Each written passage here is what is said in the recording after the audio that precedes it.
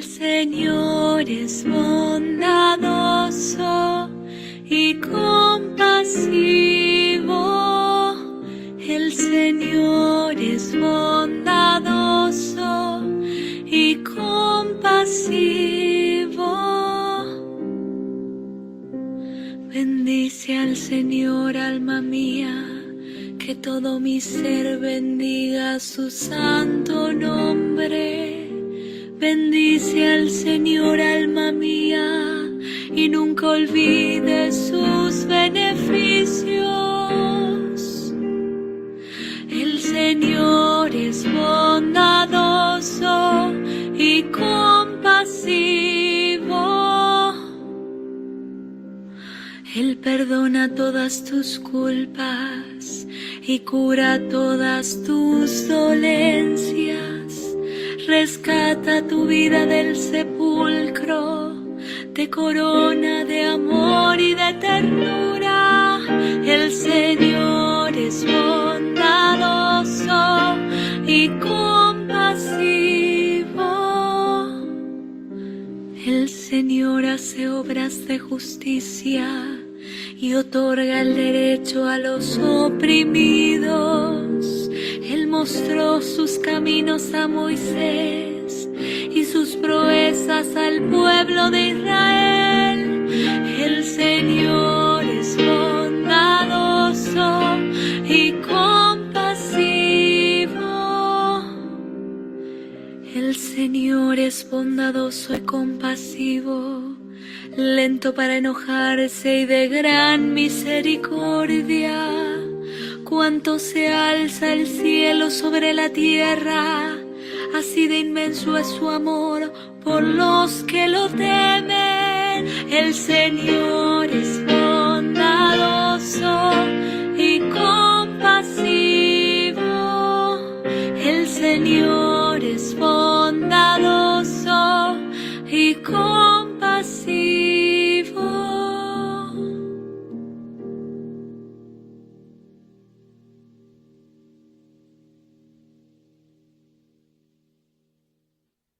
Hola, buenas noches. Qué gusto. Perdón, una pregunta. ¿Están ustedes escuchando? Si se escucha, según yo, tiene que estar todo arreglado para que se escuche. Pero si no es así, por favor, mándenme un mensaje, si son tan amables. Bueno, pues vamos a comenzar como es debido, como todas nuestras sesiones, dándole gloria y alabanza a Dios Padre. Ok, muchas gracias, sí. Gracias, Dul, muy amable. Ok, bueno, pues entonces, repito, vamos dándole alabanza y gloria a Dios Padre a través de Jesús de Nazaret. Te invito a que de corazón, unidos todos, digamos en el nombre del Padre, del Hijo y del Espíritu Santo. Amén. Padre nuestro que estás en el cielo, santificado sea tu nombre. Venga a nosotros tu reino. Hágase tu voluntad en la tierra como en el cielo. Danos hoy nuestro pan de cada día. Perdona nuestras ofensas, como también nosotros perdonamos a los que nos ofenden. No nos dejes caer en la tentación y líbranos del mal. Amén. Dios te salve María, llena eres de gracia. El Señor es contigo. Bendita eres entre las mujeres y bendito el fruto de tu vientre Jesús. Santa María, Madre de Dios, ruega por nosotros pecadores, ahora y en la hora de nuestra muerte. Amén. Gloria al Padre, al Hijo y al Espíritu Santo, como era en el principio, ahora y siempre, por los siglos de los siglos. Amén. Y imploramos al Espíritu Santo y decimos: oh Espíritu Santo, don de Dios y fuerza de lo alto, fuente de agua brotante de vida eterna, desciende y more en nuestros corazones, haznos verdaderos adoradores del Padre. Condúcenos a la plenitud de la verdad y transfórmanos en testigos de Jesús para llevar su nombre hasta los confines de la tierra. Amén. Bueno, pues Esta noche nuestra intención particular, nuestra intención va enfocada a suplicar a Dios Padre que a través del Espíritu Santo y a través de Jesús de Nazaret, dentro de su misericordia, lleguen a todas las personas que están privadas de su libertad. Muy especialmente nos enfocamos en los y las adolescentes que por razones diversas han caído en la delincuencia y se encuentran apartados de la sociedad. Es un algo muy difícil de poder coordinar y de poder readaptar a estos adolescentes y merecen el tener una mayor dignidad en esta vida. Por otra parte, tristemente, muchos de los que caen en esos sitios entran por delitos menores y ahí aprenden a poder ejecutar delitos mayores y en lugar de readaptarse salen tristemente corregidos y aumentados, como dijéramos. Entonces, le pedimos a Dios Padre por Jesús de Nazaret que ayude, por un lado, en que reconozcan sus caídas estos adolescentes y también los mayores que están en centros de readaptación o en penales o en cárceles, en fin, muchos de manera injusta, otros de manera correcta, pero que no están pudiendo reintegrarse a la vida cuando salen de esos sitios. Por esa razón, este salmo, el cántico del salmo número 103, que tiene por nombre Dios es amor, es un himno, es una alabanza a Dios Padre, ya con ojos, con lentes cristológicos, tenemos que esto es también un reconocimiento a la misericordia de Dios Padre, Rey de Reyes y Señor de Señores. Entonces, confiados en su misericordia, en su poder, en su magnificencia, ponemos estas necesidades a sus pies y le suplicamos que nos ayuden y que ayuden a estas personas que se encuentran en situaciones penosas y difíciles. Pues dicho lo anterior, vamos a retomar nuestro análisis, nuestro estudio de las parábolas en el Evangelio. Y por lo mismo le agradecemos a Jesús de Nazaret y al poderoso Espíritu Santo que nos acompañan esta noche y todas las sesiones que tenemos para ayudarnos a entender mejor la dimensión y alcance de la palabra que conocemos a través de Jesús de Nazaret. Por lo tanto, quiero hacer énfasis en que en estas primeras parábolas que hemos analizado, que hemos reflexionado, nos encontramos narrativas relacionadas a la siembra. Ya vimos la parábola del sembrador, ya vimos también la parábola de la cizaña, vimos la parábola de la semilla que crece sola, y esta noche vamos a cerrar ese estudio de parábolas relacionadas con siembra. Pero antes de eso, no por distorsionar nuestro análisis, sino porque siguiendo el orden de publicación en los evangelios, vamos a comenzar esta noche refiriéndonos a otra bella parábola propia de los tres evangelistas sinópticos, que es la parábola de la lámpara. Esta parábola, que repito, la contemplan tanto Marcos, Mateo y Lucas, es muy interesante como todas las demás parábolas. Recuerda que estamos en primera fase, que estamos reflexionando sobre parábolas que llevan un fuerte sentido eclesiológico y escatológico. Al decir estos términos, recuerda que eclesiológico quiere decir que están fuertemente vinculadas a la iglesia, a esa iglesia única, santa, cristiana, católica, apostólica, fundada por Jesús de Nazaret, la única religión fundada por un Dios. Y y que el sentido de las parábolas que hemos estado estudiando van enfocadas, las primeras, con un énfasis más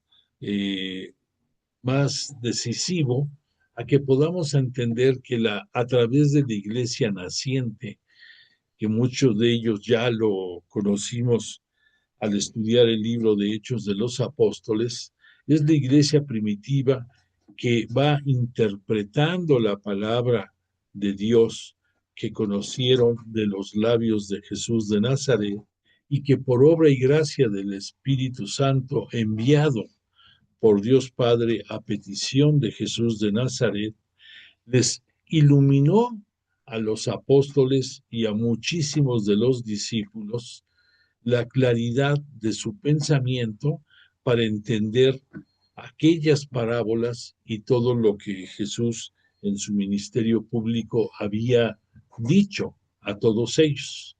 Bueno, pues dentro de estas parábolas vamos a remitirnos a la parábola de la lámpara. Y déjame decirte, vamos a soportar mucho la explicación de hoy en el análisis que el padre Salvador Carrillo Alday hace en su libro de las parábolas del Evangelio. Recordemos que él es un exégeta que durante más de 50 años estuvo dedicado a la correcta interpretación de las Sagradas Escrituras y eh, y además a la promoción del Espíritu Santo entre todos nosotros. Para ahora, para nosotros ahora, ya es más común escuchar hablar del Espíritu Santo, pero cuando él lo empezó a promocionar, pudiéramos decir, con respeto, muy poco se sabía del Espíritu Santo. Es más, yo creo que a ti, a mí, prácticamente cuando éramos niños únicamente sabíamos de la existencia del Espíritu Santo porque al santiguarnos o al persignarnos, lo citábamos en el nombre del Padre, del Hijo y del Espíritu Santo. Amén. Pero fuera de eso no sabíamos nada más. Ahora, gracias a estos estudios exegéticos, tenemos una mayor claridad de la importancia que tiene el Espíritu Santo porque Él es la presencia viva de Dios Padre y de Jesús de Nazaret entre nosotros. Tenemos la claridad, la certeza de que dentro de la historia de la salvación, lo que Jesús de Nazaret, enviado por su Padre, tuvo que hacer para darnos a conocer el reino de Dios y cómo vivirlo desde este mundo, fue alentado, fue voluntad de Dios Padre, que desde antes de la creación del mundo, dentro de su plan divino, tenía asignado para toda la humanidad. Por lo mismo, ahora después de que Yahvé Dios, Dios Padre para nosotros, dentro del Antiguo Testamento, y posteriormente Jesús de Nazaret dentro del Nuevo Testamento, cumplieron cabalmente lo que tenían que darnos a conocer. Es el Espíritu Santo el que se mantiene entre nosotros para recordarnos todas toda la veracidad de su palabra. Y Dios Padre y Dios Hijo, Jesús, el unigénito, están en el cielo. Y desde ahí contemplan toda la realización de su obra en nosotros y también a través del Espíritu Santo se manifiestan. Y únicamente vamos a tener el retorno, el regreso del unigénito de Jesús en el tiempo de la parucía, que serán los tiempos finales de la humanidad, los tiempos finales de la escatología, esa palabrita de origen griego, escatología, que se refiere a los últimos tiempos de la humanidad. Y el término eclesiología significa lo relacionado a la iglesia de Cristo en este mundo. Bueno, pues ya con ese soporte, permíteme que te diga, que te agregue otra aportación para que quede claro su sentido. Recordarás que cuando hemos visto muchos lecturas del Antiguo Testamento, cuando se refiere a la palabra de Dios Padre en aquellos tiempos de Yahvé, Dios, decían, y la palabra no pasará. El mundo pasará, pero la palabra no pasará, por decir algo. Y después decían oráculo del Señor. Ese término de oráculo significa palabra de Dios. Y por lo tanto, pues en muchos momentos lo escuchamos en las narrativas del Antiguo Testamento. Pero ya ha llegado Jesús a este mundo y dándonos a conocer la palabra de Dios, de su Padre, de nuestro Padre, por lógica no debemos usar la palabra oráculo, aunque viene siendo palabra de Dios, pero como la va a ser, vamos a conocerla a través de Jesús, hay una palabra que suple al término oráculo, y esta palabra es logion, L-O-G-I-O-N, acentuado en la primera O, logion. Logion deriva también de la palabra logos, griega, y significa palabra de Dios, pero es, repito, una costumbre de la tradición religiosa que al decir logion ubicamos que es algo que dijo Jesús dentro de su ministerio público. Y cuando escuchamos la palabra oráculo, pues es una palabra que fue pronunciada por Dios en el Antiguo Testamento. Bueno, a la par de la palabra logion, existe otra que es logia. Logia es curioso, a pesar de que logia no termina en consonante, sino en vocal, logia es el plural de logion. Hay veces que pensamos en automático y lo visualizaríamos al revés, pero no. Logion es en singular y es palabra de Dios en los labios de Jesús. Logia es palabras en plural, pero de la misma procedencia. Bueno, entonces ya con esa puntualización vamos a poder escuchar mejor lo que sucede en esta parábola de la lámpara. La parábola de la lámpara viene después de las parábolas del sembrador y es porque el Espíritu Santo así se los propuso a los escritores sagrados y tiene una relación muy intrínseca e importante para entender mejor la palabra de Dios y las parábolas en Jesús. Por lo tanto, la parábola de la lámpara en Marcos y Lucas consta de 2 breves dichos, ni siquiera tiene la cantidad de versículos suficiente como para decir, uy, es toda una historia. No, son 2 simples versículos los que aglutinan, los que hablan de esta parábola.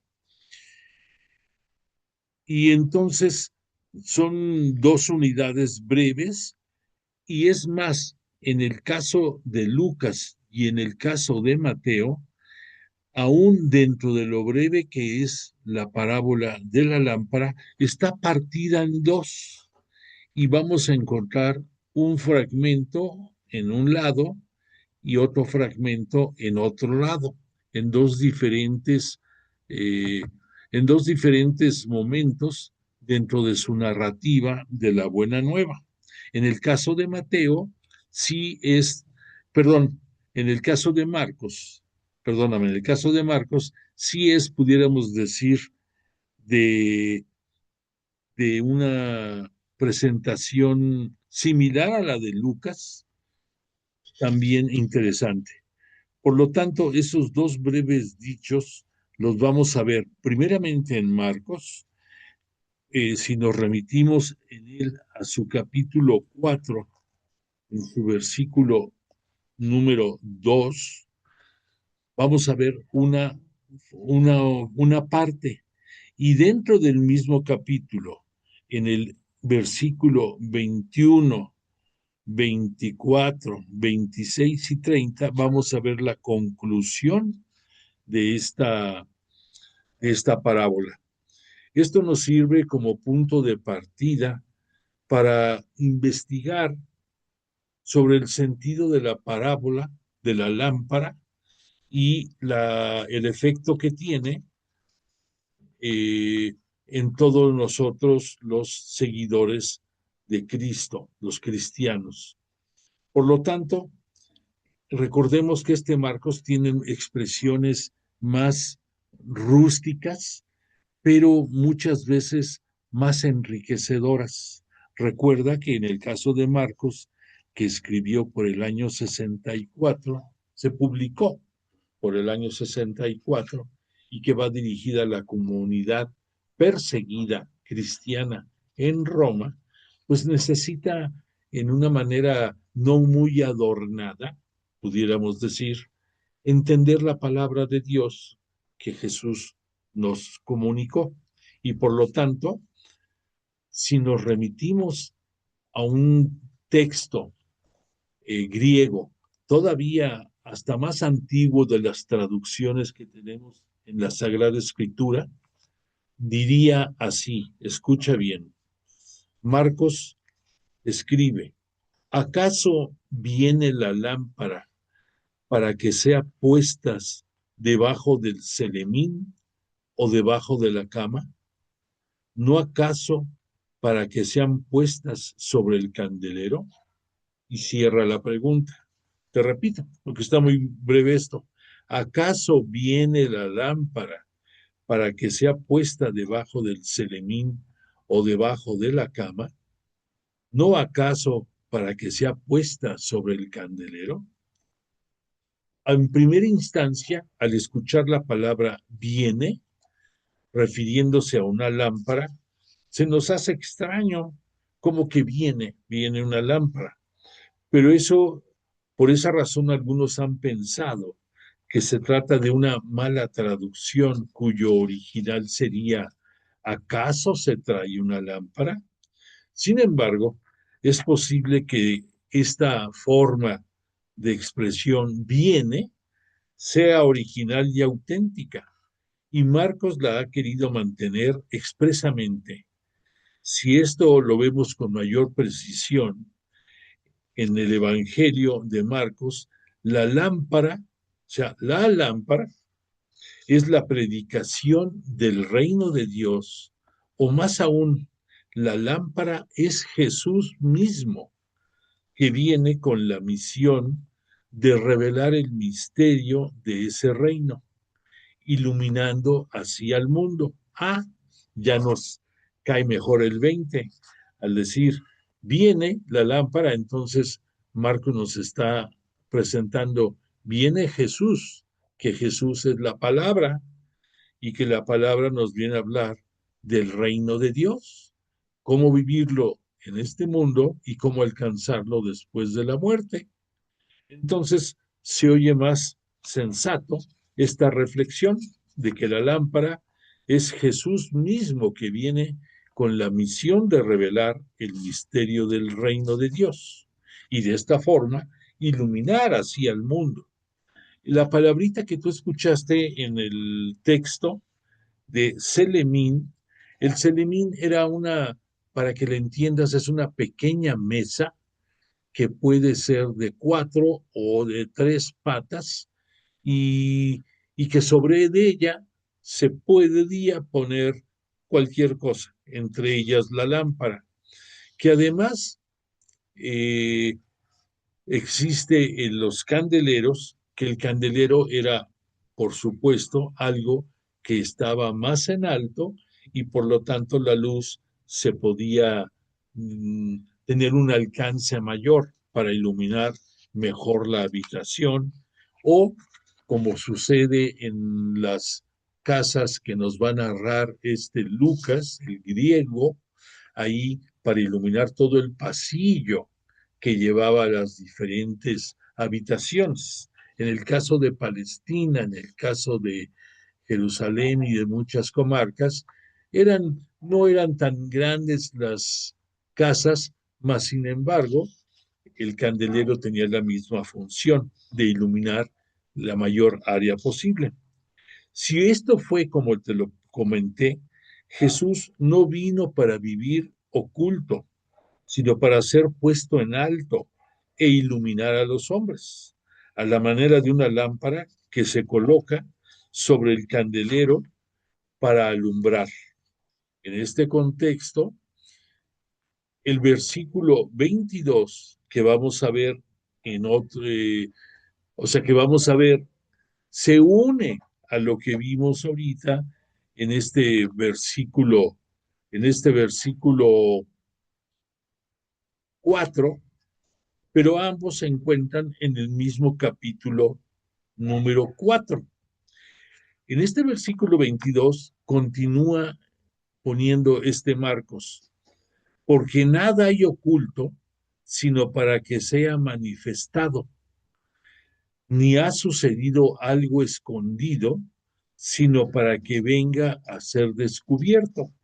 Aquí ya nos empieza a introducir dudas que nos obliga a ponernos las pilas para interpretar correctamente el sentido de este elogio de Jesús.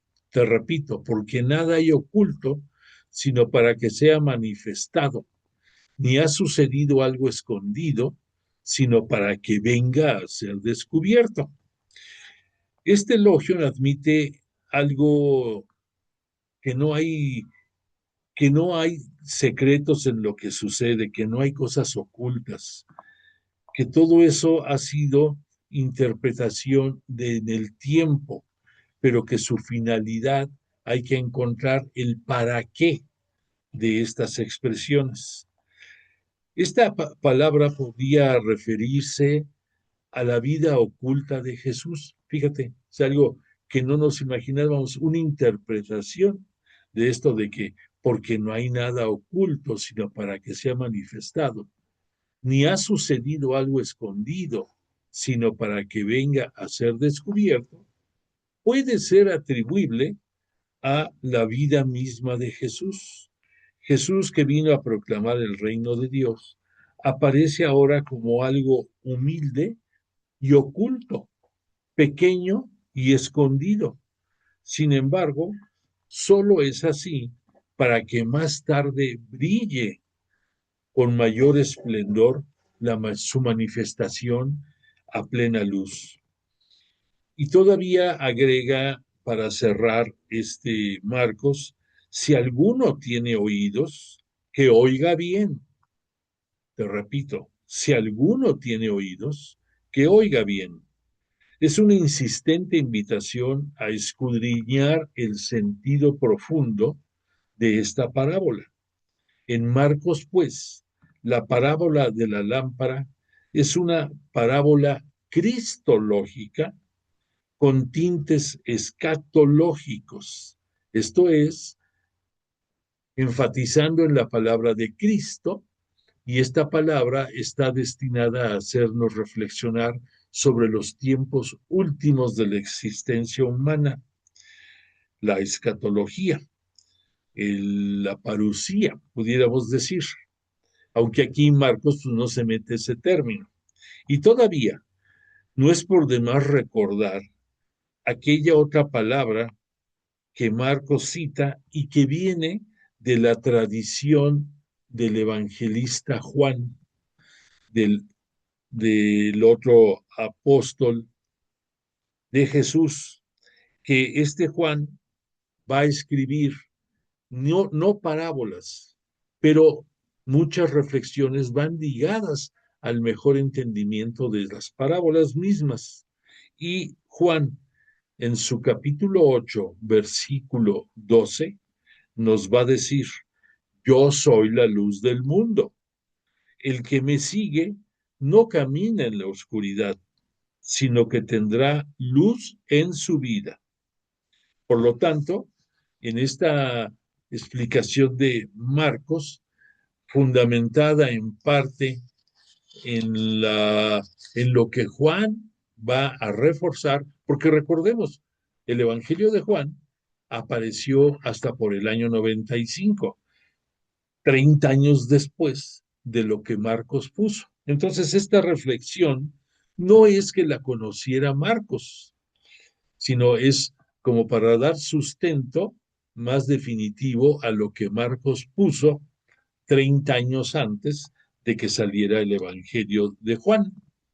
Pero vamos viendo ahora la interpretación y el manejo de esta misma parábola en el Evangelio de Mateo. Mateo es algo sabemos que es algo muy especial porque todo lo hace siguiendo las tradiciones judías, porque su evangelio va destinado a la comunidad judía, que muchos de ellos están dejando sus sinagogas y su religión para pasar a ser parte de la primera iglesia, de la Santa Iglesia Cristiana Católica Apostólica. Y entonces este Mateo, siguiendo con ese rigor que caracteriza su evangelio, él vimos que tiene dentro de las secciones en que dividió su evangelio, está la parte quinta, que es la iglesia, primicia del reino de los cielos. Y dentro de ese segmento es donde este Mateo nos va a hablar del sermón de la montaña, o lo que conocemos como el sermón de las bienaventuranzas. Esto va a quedar, te di mal el dato del capítulo. Las bienaventuranzas están ubicadas en el capítulo quinto y están dentro de la sección que Mateo titula como discurso evangélico. Entonces, dentro de ese rigor que sigue este Mateo, aquí pues va citando las bienaventuranzas, pero en el mismo capítulo 5, a partir del versículo 15, va a entrar a hablarnos de la presencia, más que de la presencia, de la actitud y la misión que tienen los discípulos de Jesús. Por eso, este logion ha sufrido una transposición y el centro de atención como que se desplazó, como que le pusimos más atención a la narrativa de bienaventurados, los que lloran porque ellos serán consolados, bienaventurados los pobres porque ellos entrarán al reino de los cielos, etcétera, etcétera. Y después vienen dos apartados muy, muy interesantes cuando Jesús habla de que somos nosotros sal de la tierra y luz del mundo. O sea, aquí nos lo maneja este Mateo, no tanto así como una parábola específica, sino como una exhortación que Jesús hace a sus discípulos con estas palabras. Estoy en el capítulo 5, en el versículo número 13 de este Evangelio de Mateo. Dice, vosotros sois la sal de la tierra, mas si la sal se desvirtúa, ¿con qué se salará? Ya no sirve para nada más que para ser tirada afuera y pisoteada por los hombres. Y continúa, vosotros sois la luz del mundo. No puede ocultarse una ciudad situada en la cima de un monte, ni tampoco se enciende una lámpara para ponerla debajo del celemín, otra vez el mueblecito este del celemín, sino en el candelero, para que alumbre a todos los que están en la casa. Brille así vuestra luz delante de los hombres, para que vean vuestras buenas obras y alaben a vuestro Padre que está en los cielos. Entonces aquí, repito, la forma en que lo presenta este Mateo, como que no da opción a que tú entres en reflexiones acerca de lo que quiso decir Jesús, mas sin embargo, la explicación que nos da Mateo difiere de la que nos propone Marcos. Por lo tanto, si a esto le agregamos la segunda parte de la explicación de esta parábola en el Evangelio de Mateo, nos vamos a tener que remitir al capítulo 10 y concretamente en el versículo 26, por si quieres ir tú a tu Biblia, y en ese versículo 26 es lo que nos dice Mateo, que Jesús dice, hablar francamente y sin temor. No les tengáis miedo, pues no hay nada encubierto que no haya de ser descubierto, ni oculto que no haya de saberse. Aquí vemos que ya hay concordancia con lo que Marcos puso. Lo que yo os digo,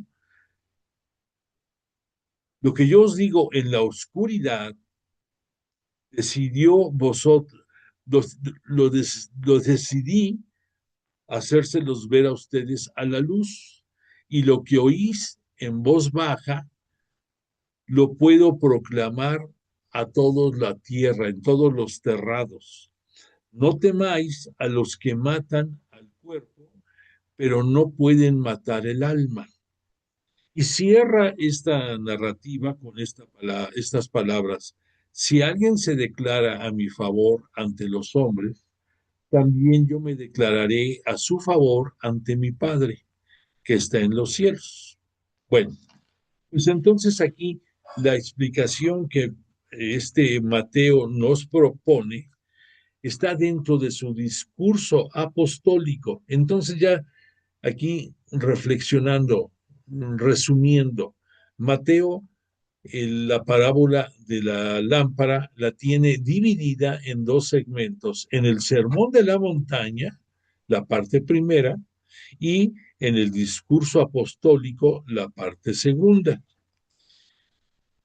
Ahí la la forma en que nos los presenta es que Jesús da la prioridad, da la encomienda a sus discípulos de ellos ser la luz del mundo. Y esa luz es el reflejo de la luz propia de Jesús que van a irradiar ante todos los demás en el mundo. ¿Qué pasa con Lucas? Lucas también tiene las dos partes de la parábola de Marcos, pero en Lucas permanecen unidas. Lucas respeta la fuente que viene siendo Marcos en esta parábola, pero quiere corregir la impropiedad de su lenguaje. y lima la frase para que corra armoniosa y lo logra. Recordemos que en el caso de Lucas, él tiene un dominio del griego koiné, que se le llamaba, y lo dominaba bastante bien, cosa que Marcos no, él tuvo necesidad de que un traductor pasara su evangelio al griego. Y recuerda que lo que nosotros pudiéramos decir en la redacción como muletillas, que ocupamos mucho una palabra y la repetimos. Vimos que en el caso de Marcos, en esta parábola, ese del y se aflora con mucha frecuencia. Y entonces Lucas respeta la narrativa, perdón, respeta el sentido de la parábola, pero con un lenguaje más pulido, con una forma más refinada. Entonces Lucas nos los presenta así. Nadie que ha aprendido, es más, perdóname, en Lucas, por si quieres seguirme, estoy en el capítulo 8, versículo 16 y 17. Lucas dice, nadie que ha prendido una lámpara la oculta bajo un recipiente o la coloca debajo de la cama, sino que la pone sobre el candelero para que los que entran vean la luz. Aquí te repito, en lo que es en Grecia y en los lugares de influencia griega, las casas eran más grandes y había casi siempre un pasillo de conexión. Y en ese pasillo estaba el candelero y la luz que daba, pues iluminaba gran parte de la casa. En el caso de Palestina, eran casas más reducidas de habitaciones cuadradas y entonces, aunque el candelero estaba puesto en alto, pues iluminaba solamente ese cuarto, para que nos entendamos. Entonces, con este retoque, Elogion cambió, Elogion, la palabra de Jesús, cambió su dirección fundamental. Dejó de ser un mensaje cristológico o apostólico, cristológico en el caso de Marcos o apostólico en el caso de Mateo, y se transformó en un dicho o en una explicación que nos habla de la sabiduría divina, de la sabiduría que Jesús emana. En efecto, sería ridículo encender una lámpara para ocultarla. En Mateo, la luz viene siendo, repito, los discípulos de Jesús. En el caso de Marcos, la luz es el propio Jesús. En el caso de Lucas, la luz es la reflexión y la iluminación que tenemos de la palabra de Cristo, de la palabra de Jesús. Entonces Lucas nos descubre que él, por su forma de pensar del mundo griego, difiere en algunos aspectos de cómo ven las cosas los descendientes palestinos de la región palestina de Israel.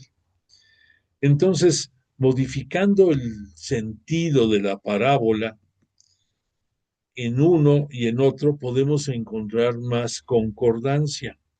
Y algo que es interesante es cómo cierra Lucas esta redacción de la parábola. Dice, pues nada hay oculto que no quede manifiesto, ni escondido que no sea conocido y venga a ser descubierto. Lucas repite los dos fragmentos en un solo texto y por lo tanto lo que él dice de la lámpara tiene una aplicación, pudiéramos decir, más moral que de sentido, de otro sentido. Y esta moral pues va enfocada a lo que es la moral individual de cada uno de nosotros. Porque cuando Lucas dice, nadie, cuando enciende una lámpara, la pone en sitio oculto, sino en el candelero, lo hace para que los que entren vean la luz. La lámpara de tu cuerpo, escucha esto, lo que dice Lucas, la lámpara de tu cuerpo está en tu ojo. Si tu ojo está sano, todo tu cuerpo estará luminoso. Pero si tu ojo está mal, también tu cuerpo estará a oscuras. Mira pues que la luz que hay en ti no se torne en oscuridad. Entonces, pues sí, esto que acabamos de leer, todavía agrégale con lo que cierra en su capítulo 12 el propio Lucas, refiriéndose a la hipocresía de los fariseos. Guardaos de la levadura de los fariseos, que es la hipocresía. Nada hay encubierto que no haya de descubrirse, ni oculto que no haya de saberse. Entonces, para Lucas, repito, va con un sentido fuertemente moralista y que en última instancia, si tú respetas esta moral, si la vives, pues vas a tener oportunidad de acrecentar tu fe.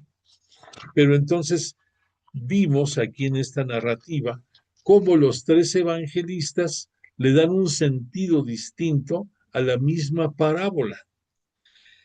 Y esto pues también es entendible por las diferencias en que fueron publicados sus evangelios. Ahora, la pregunta aquí obligada sería, para ti, ¿cómo interpretarías la parábola de la lámpara? Para ti, ¿qué viene siendo esa luz? ¿Jesús?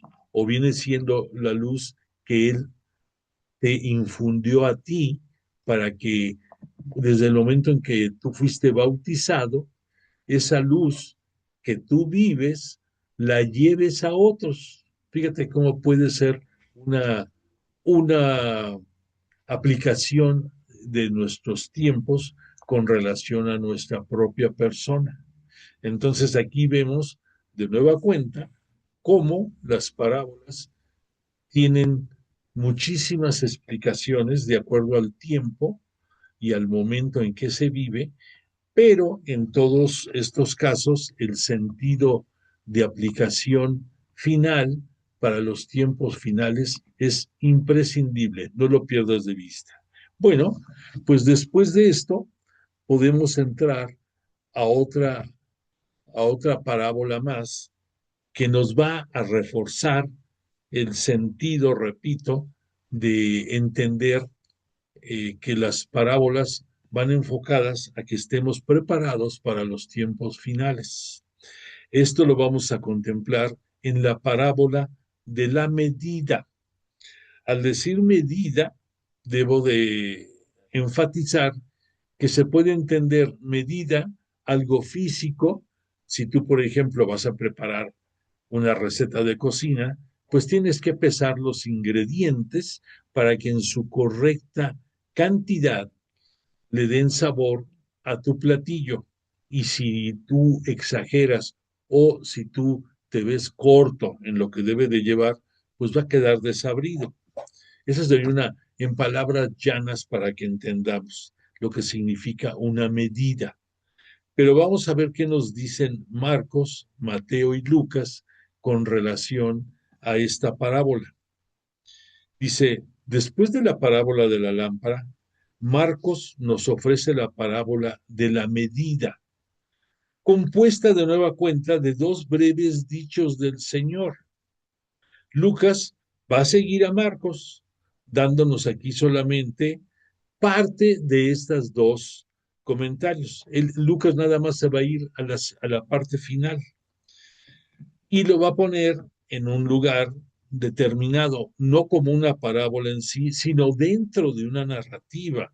Ahí va a incrustar Lucas esta parábola. Y Mateo, por su parte, la va a colocar dentro del mismo sermón de la montaña, en su capítulo 7, versículo número 2. Entonces, este capítulo lo conocemos dentro del Evangelio de Mateo porque es el discurso de las parábolas. Recordemos que para este Mateo seleccionó únicamente 7 parábolas para estar en ese segmento de su evangelio. El decir 7, pues por la plenitud, y no quiere decir que fueran las únicas, sino las consideró las más importantes para que estuvieran en ese discurso parabólico que él pone en su evangelio. Y entonces Lucas y Mateo repetirán elogion sobre sobre la parábola de la medida, al igual que van a hacer lo mismo con la parábola de los talentos o las parábolas de las minas que veremos en su oportunidad. Pero entonces el material evangélico ha llegado hasta nosotros en diferentes contextos y con un sentido primero y con un sentido segundo distinto entre cada uno de los evangelistas. Por lo tanto, ya pudiéramos decir, enfocándonos, ¿qué es lo que dice Marcos acerca de esta parábola de las medidas? Si quieres seguir, Marcos capítulo 4, versículos 24 y 25.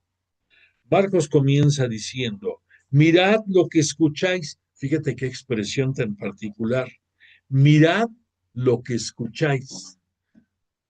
Nosotros, estudiosos de la Sagrada Escritura, sabemos que a través de la escucha y de la vista son los dos órganos de tu cuerpo por los cuales el sentido de tu vista y el sentido de tu oído van a hacer que tú captes la esencia de la palabra de Dios que conocemos a través de Jesús de Nazaret.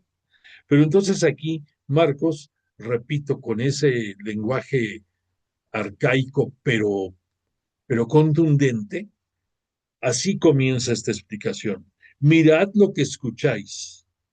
Y después dice este Marcos, con la medida que medís, se os medirá y se os añadirá. Esto lo cita en su versículo 24. Para obtener el sentido de este dicho en Marcos, hay que atender al contexto. Ahora bien, esta pequeña parábola se encuentra en el centro del discurso de las parábolas que tiene como tema general la predicación del reino de Dios. Esto en el caso de Marcos. Recordemos que cuando escuchamos el reino de los cielos es en Mateo. Aquí el reino de Dios es porque lo está poniendo este Marcos en su discurso de parábolas.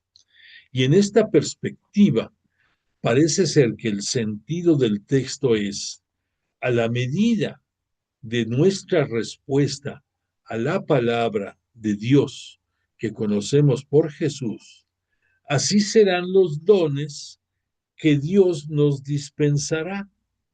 Más aún, en su liberalidad divina, su don será desproporcionadamente mayor. Ah, caray, como que ya nos sonó esto un poquito más complicado.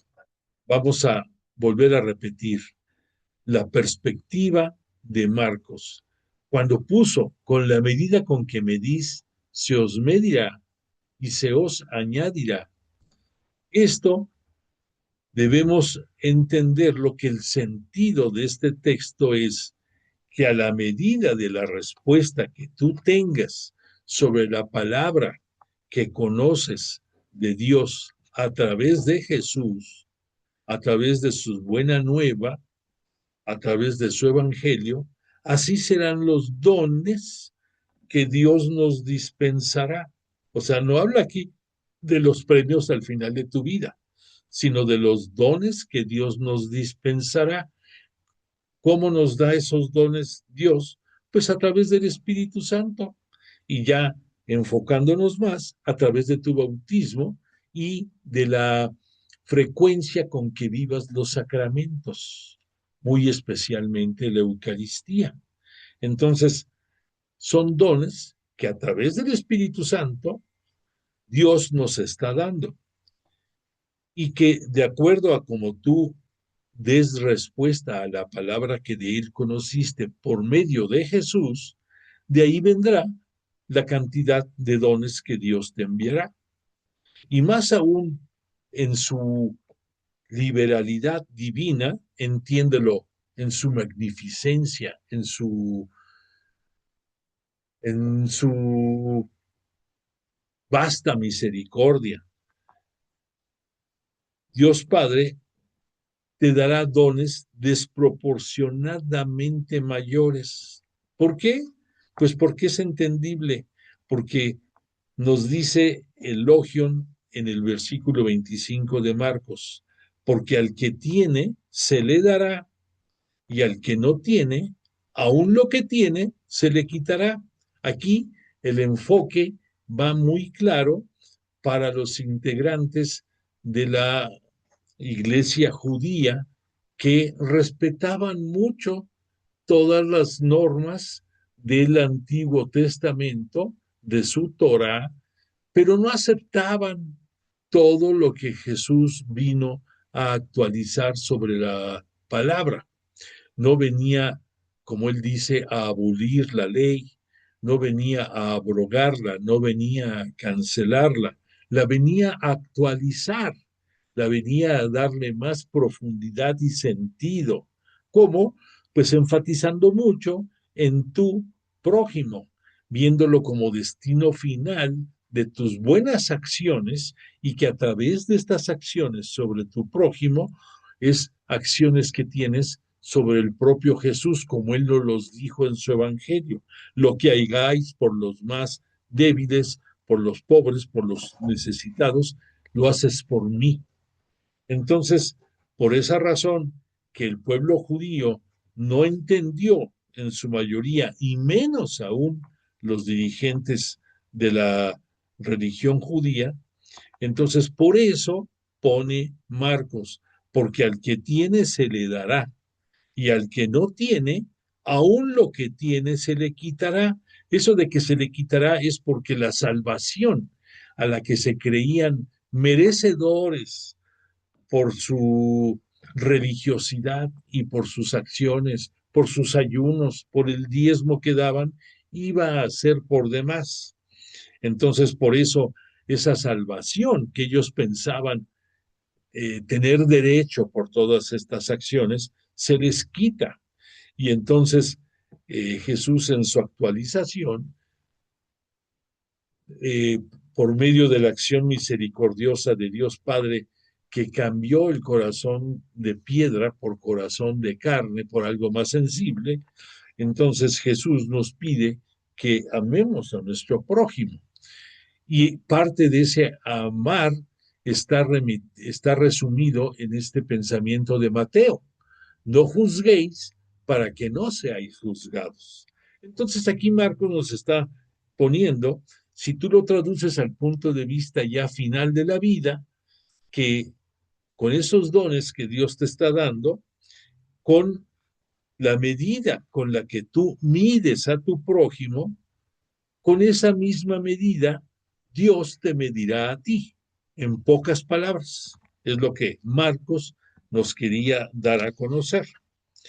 Dice, pero a quien no admite la predicación del reino de Dios, aún ese don primero, Dios se lo quitará, lo que decíamos de los judíos. Así ha sucedido con las semillas caídas a lo largo del camino. O sea, nos está remitiendo qué pasa con el sembrador. Parte de sus semillas cayeron a lo largo del camino y entonces no tuvieron la humedad, no penetraron en la tierra y no crecieron y menos iban a dar fruto. O cuando es tierra pedregosa o entre espinos, estos granos no solo no producirán fruto, sino que ellos mismos se perderán, morirán. En el caso del evangelista Lucas, él sigue muy de cerca en estas parábolas a Marcos. Y estos logiones, estas palabras de Jesús, con la delicadeza que lo acostumbra a Lucas, lo retoca el lenguaje tratando de suprimir esas muletillas o la dureza o la el poco lucimiento del lenguaje en Marcos, y Lucas, ya afinando el sentido, nos lo presenta así en su capítulo 8 y concretamente en su versículo 18. Porque al que tenga, se le dará, y al que no tenga, aún lo que cree tener, se le quitará. Lo que decíamos, pero ya con lentes cristianos, pudiéramos decir, actualizado ya al Nuevo Testamento, a la nueva alianza que Jesús conquistó y de la cual tú y yo y toda la humanidad formamos parte de ella. Por lo tanto, avanzando un poquito más en esto, si juntáramos, perdón, lo expuesto por Mateo y por Lucas, pudiéramos decir como una primera palabra, como un primer logion, que tanto Mateo como Lucas guardaron, guardaron el sentido de esta palabra del Señor, pero los colocaron en textos diferentes. Pero ambos convienen en la aplicación a las relaciones para con el prójimo. Mateo, en su capítulo 7, versículos del 1 al 5, presenta en el cuadro de no juzgar a los demás, más aún de ser siempre indulgente con el prójimo, lo que estamos viendo en esta lámina. Es necesario primero eliminar de tu propia vida lo que es deficiente, que es mucho, en tu vida y en la mía, para que luego tratemos de quitar lo malo en los demás, en el prójimo, que es algo insignificante. O sea, nosotros le damos importancia a lo que vemos en el prójimo, y recuerda que dice, nos fijamos en la pajilla, en el ojo ajeno, y no vemos la viga que traemos en nuestros ojos. Por lo tanto, si lo dimensionamos esto, lo que el prójimo tiene de malo es insignificante contra lo mucho que tenemos nosotros. Entonces hay que ser severos en juzgarnos a nosotros mismos, y hacia el prójimo debemos de ser indulgentes. Lucas, por su parte, ha entretejido el logion en un panorama espléndido de virtudes cristianas. En su capítulo 6, en sus versículos 27 a 38, Lucas nos va a decir que el amor aún a los enemigos, la beneficencia sin discriminación, la oración por todos, la donación de lo propio y más aún de tu propia persona, sin esperanza de recompensa, la misericordia tan grande como la divina, la indulgencia de no juzgar ni condenar, nos va a dar el perdón absoluto.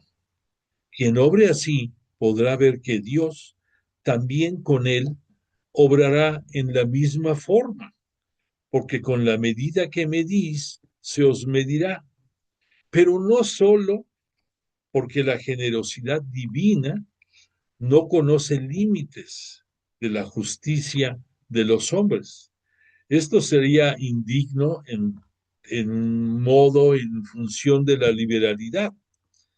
A quien da Dios algo, se lo da, y con una excelsitud, con una sobrantez, en una cantidad tal que solamente Él lo puede hacer. Ningún humano podemos tener la magnificencia y misericordia de Dios.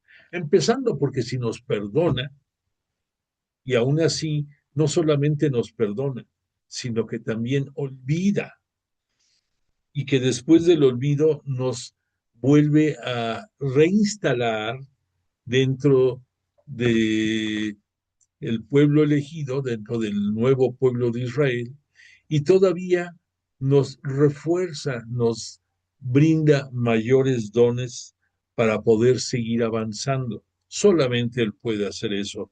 Ningún humano podemos actuar así. Por lo tanto, tenemos que, tenemos que tomar en consideración esto, pero tampoco fiarnos en que todo tiene que ser así. Porque si tú pones a esta exhortación de no juzguéis para que no seáis juzgados, nos estamos limitando a lo material, pero tampoco debemos exagerar, como Dios es bondadoso y misericordioso, no importa que yo juzgue mal a mi prójimo, no importa que yo no haga lo que debo de hacer, Dios es tan bueno que me va a perdonar, me va a resarcir, me va a rehabilitar y me va a volver de nuevo a integrar en su grey de sus hijos. No, no podemos fiarnos en eso, porque al momento del juicio final, cuando tú abandones este mundo, que será para ti tu parucía particular. De ahí vendrá el que en una balanza se ponga tanto tu fe como tus obras y por otra parte lo malo que tú hiciste en este mundo y ahí en esa balanza pues para algún lado va a caer más un plato de la balanza. Por lo tanto, es, esfuérzate, esmérate, desvívete por dar a tu prójimo lo mejor de tu esencia, lo mejor de tu persona y en pocas palabras, tu persona misma, para que puedas tener la aspiración de recibir esos dones necesarios para que en los tiempos finales de la parucía, si te toca a ti el momento glorioso en que descienda Jesús en su nube rodeado de ángeles, en la parucía final, y si no, en tu parucía particular, ya te lo dije, pero a fin de cuentas, de una manera o de otra la vas a vivir. Por lo tanto, Lucas nos dice en su capítulo sexto, en su versículo 38, dad y se os dará una medida generosa, apretada, bien sacudida, sobredesbordante, os darán en vuestro seno. Y la segunda palabra que tenemos que reflexionar de lo que Mateo y Lucas dicen acerca de esta parábola, de este elogion, es esto. Mateo y Lucas ofrecen cada uno en dos diferentes sitios en donde escribieron sobre esta parábola lo siguiente.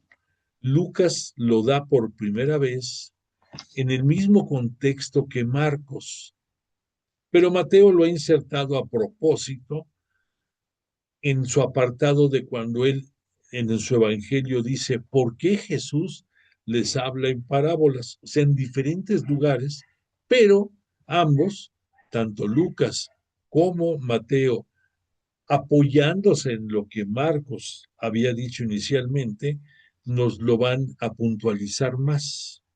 Por lo tanto, este Mateo, en su capítulo 13, en su versículo 11 y 12, nos va a hablar. Estamos hablando en este Evangelio de Mateo, en el apartado que él pone como discurso parabólico, donde te repito, agrupó 7 parábolas. Ahí Mateo nos va a decir, a vosotros os ha sido dado conocer los misterios del reino de los cielos, mas a aquellos no les ha sido dado. Vamos a ver qué nos está queriendo decir aquí Mateo. A vosotros os ha sido dado conocer los misterios del reino de los cielos, mas a aquellos no se les ha sido dado. Nos está hablando de los integrantes de la antigua alianza que, repito, por su cerrazón, no aceptaron la palabra de Dios que Jesús nos presentó y que Mateo lo intitula el reino de los cielos. para nosotros sería el reino de Dios. Mateo, como buen judío, seguidor de las tradiciones, no va a dar el nombre de Dios y pone el reino de los cielos. Pero entonces en el fondo es lo mismo. Al que tiene, aún lo que tiene se le quitará, y a quien no tiene se le dará. Y continúa Mateo, mas a aquellos no les ha sido dado. Ahí habíamos quedado. Pues aquel que tenga, se le dará y andará sobrado, mas aquel que no tenga, aún lo que tenga se le quitará. Eso es lo que nos dijo en ese versículo 11 y 12 de su capítulo 13 de su discurso parabólico Mateo. Y en este contexto hay una oposición entre los que aceptaron a Jesús y los judíos que permanecieron y continúan incrédulos. No siguen aceptando la mayoría de ellos de que Jesús es el unigénito de Dios Padre y que eres el Mesías esperado. Repito, hemos comentado que hay un porcentaje considerable de judíos que sí ya lo aceptan. Siguen siendo judíos, no son cristianos, pero que aceptan, así como para ellos pensaban siempre en la existencia de la resurrección, no a nuestra forma, pero sí en el concepto. Hay muchos judíos que sí creen que Jesús es el Mesías y que es hijo de Dios, pero siguen siendo judíos. Bueno, entonces repito, hay una oposición entre los que aceptaron a Jesús y los judíos que permanecieron y continúan incrédulos. Pues bien, en esa situación, quien acepta la predicación de Jesús sobre el reino, recibirá de parte de Dios mayor inteligencia para entender estos misterios y con sobreabundancia de gracias y dones a través del Espíritu Santo. Pero quien la rechaza se verá privado aún de lo que tenía. Esto pues es lógico. Tristemente, aún bautizados que en determinado momento reniegan de su fe, caen en la situación de que se le conoce de anatema, que es el, el despreciar, el renegar, el olvidarte de todo lo que tienes dentro de tu fe, y así se le conoce con ese nombre específico de anatema. Y en algunos casos eso lleva a la excomunión. No siempre, pero puede llegar hasta esos extremos. Por lo tanto, aquí lo debemos de ligar cuando vemos esto de que quien lo rechaza se verá privado aún de lo que tenía. Así los judíos perderán los sentidos profundos depositados por Dios dentro de la antigua ley judía, dentro de su Torah, que tanto se vanaglorian de cumplir y respetar. Por lo tanto, Mateo y Lucas repiten elogion con ocasión de la parábola de los talentos y en la parábola de las minas, que lo vamos a ver en otro momento. Allí el sentido natural del proverbio se acomoda perfectamente a las circunstancias. Quien hace fructificar el don de Dios en plenitud recibe una recompensa 10 veces mayor y aún más. Quien no hace fructificar el don divino se verá privado inclusive de esos primeros dones recibidos. Creo que nos queda claro, ¿no? Nos queda claro. Si tú con tus acciones y tu forma de vida congruente con con las leyes de Dios y con el mandamiento de Jesús de amar a tu prójimo, te das a tu prójimo, pues entonces los dones que Dios te ha dado se multiplicarán. ¿Cuántas veces has oído que quien hace una buena obra recibirá en abundancia. El propio Jesús nos lo dijo, y Él es veraz, Él es creíble, Él es cierto, es el amén, es digno de confianza. Si Él nos lo dijo, es porque es cierto.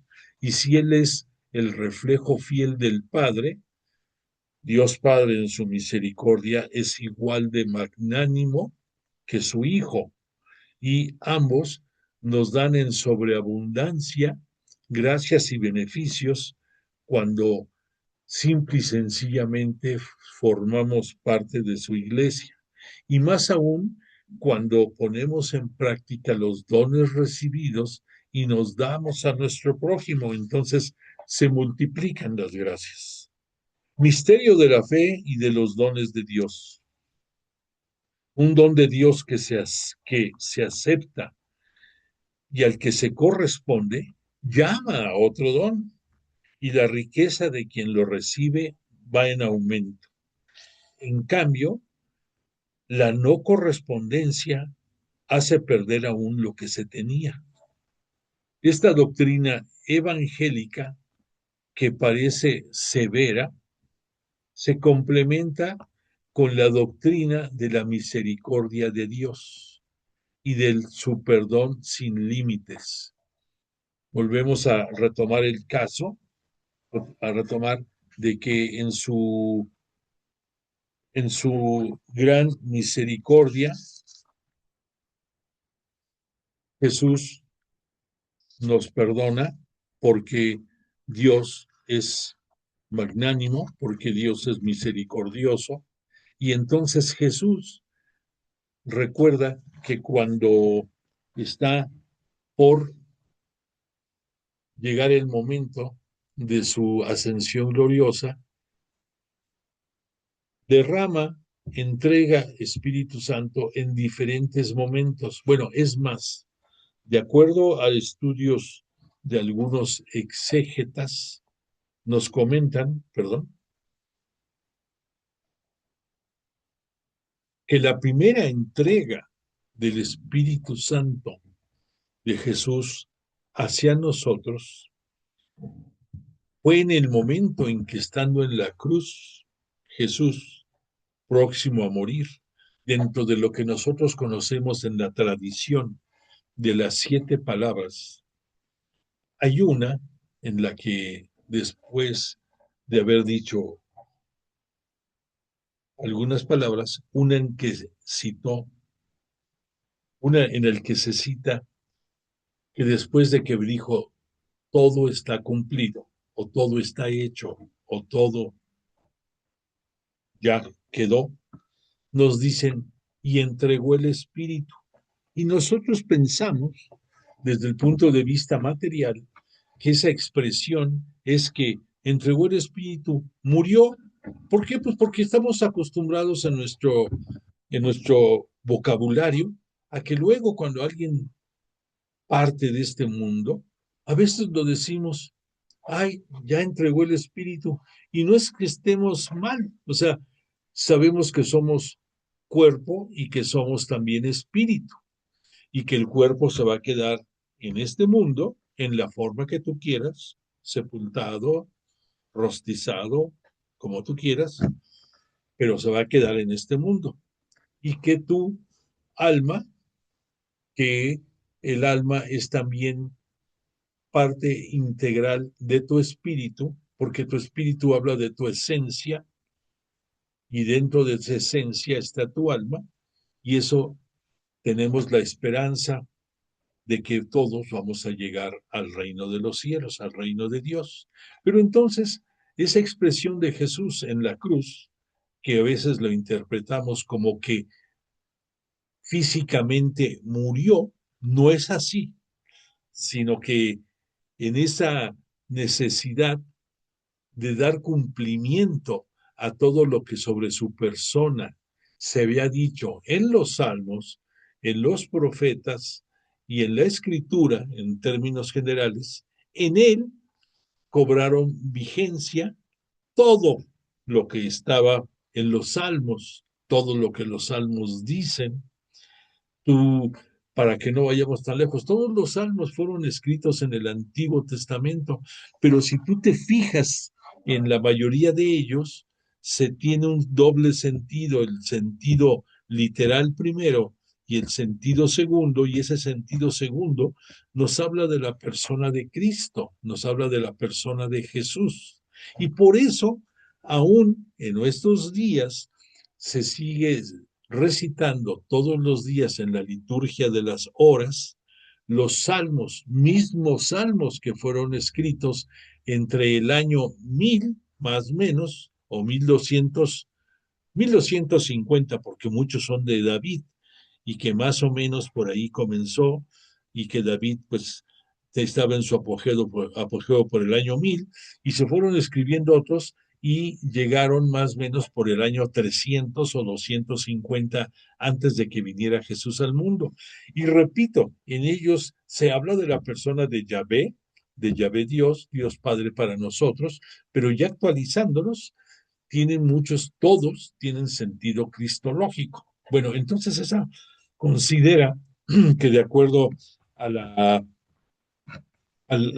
óptica de muchos exégetas, nos dicen que ahí vino la primera entrega del Espíritu Santo de parte de Jesús hacia toda la humanidad, hacia, toda, hacia todo el pueblo, el nuevo pueblo de Dios, al nuevo un pueblo eh, elegido, del cual tú y yo y todo el resto del mundo formamos parte.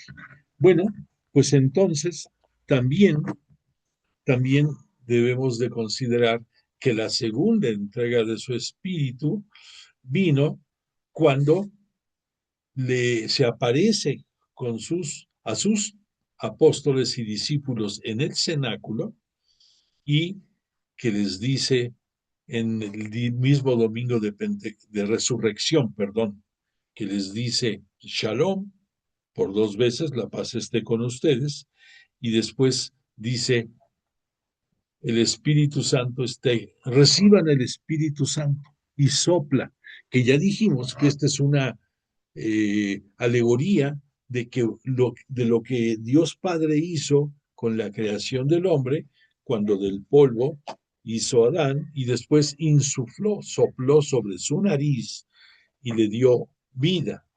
Entonces, por esa razón, dentro de la conceptualización de Cristo como segundo Adán, por eso se presentó con sus apóstoles y discípulos y les dijo, reciban el Espíritu Santo, y sopló sobre ellos como nuevo Adán, Cristo. Y que después la siguiente entrega de Espíritu Santo va a ser cuando en Pentecostés, cuando en, bueno, cuando en Pentecostés envía a petición del Espíritu Santo que le volvía a dar en sobreabundancia su Padre por su labor hecha en este mundo, en el tiempo de la plenitud. Entonces lo hace el heredero regio, lo hace rey del universo, no solamente del mundo, y le entrega más Espíritu Santo, mismo que Jesús le pide se los envíe a sus apóstoles como él les había prometido que sería. Y esto se va a dar en el momento de Pentecostés, que lo acabamos de vivir el domingo pasado como remembranza del nacimiento de nuestra iglesia, de la iglesia de Jesús, la única santa iglesia cristiana católica apostólica, única fundada por un Dios en este mundo y de la cual tenemos el orgullo de pertenecer todos nosotros. Bueno, pues entonces esas entregas de espíritu, que te repito, fueron dosificadas y que continúan ya actualizado en nuestros tiempos, en nosotros, desde el momento de nuestro bautismo, en que recibimos los dones y gracias del Espíritu Santo, porque somos bautizados en el nombre del Padre, del Hijo y del Espíritu Santo, y que posteriormente, como si fueran recargas Así como tú recargas tu teléfono, por decir algo, en palabras simples, respetando la comparación, disculpa, pero así vamos recibiendo recargas del Espíritu Santo hacia nosotros por medio de la vivencia de los sacramentos, muy especialmente de la Eucaristía, pero también en gran parte dentro de nuestra confirmación y, y de todos los sacramentos. Por algo son 7 los sacramentos, igual que los dones del Espíritu Santo que recibimos. Bueno, pues todo esto además se acrecienta cuando tú, seguro, certero de la necesidad que tenemos de tener la palabra de Dios y la palabra de Jesús entre nosotros, escuchamos lo que el Espíritu Santo nos dice. Nunca olvides que Dios Padre y Jesús están en los cielos y desde ahí contemplan la grandeza de la creación y Jesús la grandeza de su pueblo conquistado a través del precio de su sangre y de la entrega de su vida.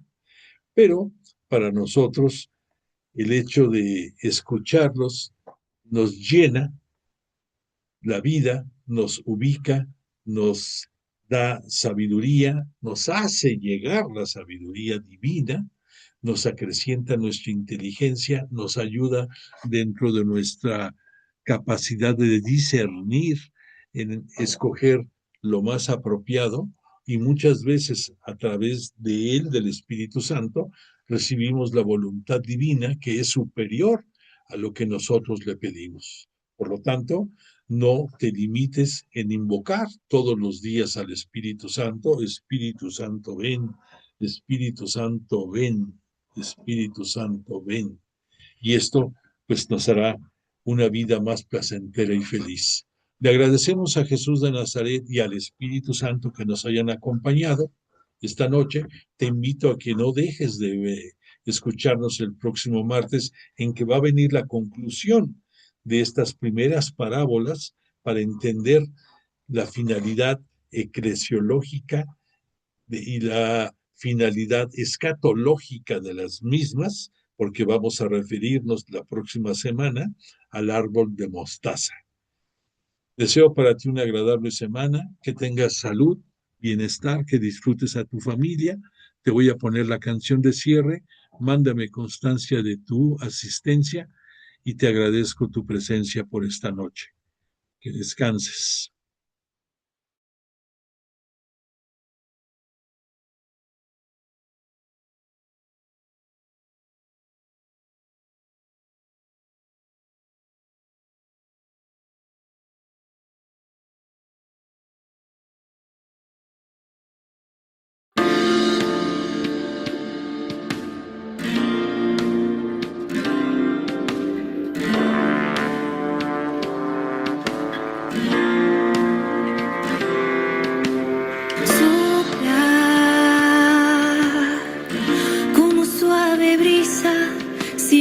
Sopla como viento que renueva, sopla y cambia todo de lugar.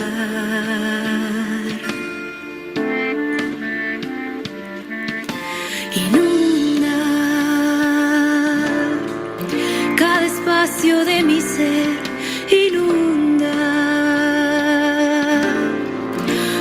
fuego abrasador, inunda y llena todo de su paz. Es el